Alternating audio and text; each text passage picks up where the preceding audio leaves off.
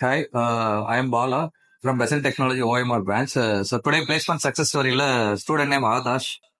இப்போ ரீசெண்டாக வந்து டைட்டில் பார்க்ல டேட்டா அனலிஸ்ட் ரோல்ல 3 LPL ஆஃபர் வாங்கியிருக்காங்க. ஸோ அவங்களோட சக்ஸஸ் ஸ்டோரி நம்ம பார்க்கலாம். ஸோ உங்களோட ப்ரொஃபைல் நீங்க சொல்லுங்க. என் பேர் ஆதர்ஷ். நான் பிறந்த வளர்ந்ததுலாம் கடலூர்ல. நான் படிச்சது வந்து பெரிய காலேஜ் தாம்பரத்துல. 2022 ஃபர்ஸ்ட் ஷோட்டு பிஇ கம்ப்யூட்டர் சயின்ஸ் தான். அதுக்கடுத்து கெரியர் கேப் வந்து நான் ஐடில ஒர்க் பண்ணிட்டு இப்போ ஐடிக்கு மாறணும் இங்கே பெசன்ட் வந்து இருந்தேன். அடுத்து டேட்டா அனலிஸ்ட் கோர்ஸ் பண்ணேன். டேட்டா அனலிஸ்ட் கோர்ஸ் பண்ணி அப்புறம் வந்து சூர்யா சார் தான் எடுத்தாரு. அவர் பிஎக்ஸ்எஸ் எல்லாமே வந்து எடுத்தாரு.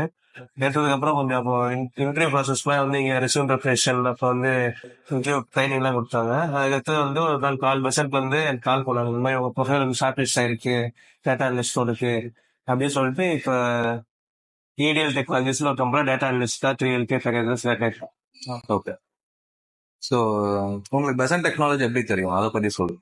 என் ஃப்ரெண்டு வந்து இங்க 2 பேர் படிச்சாங்க. அவங்க ரெஃபரல் மூலியமா தான் எனக்கு வந்து ஓகே. அட்டன் பண்ணீங்க இல்லையா? இது எத்தனாவது இன்டர்வியூ? இது எனக்கு ஒரு 10வது இன்டர்வியூ மேல வந்து 10th இன்டர்வியூ. ஓகே. ஸோ இப்போ இன்டர்வியூ அட்டன் பண்ணதுல நீங்க என்ன ஃபீல் பண்றீங்க? இப்போ என்ன எதெல்லாம் நம்ம இம்ப்ரூவ் பண்ணா ஈஸியா இன்டர்வியூ கிராக் பண்ணலாம், அதை பத்தி சொல்லுங்க.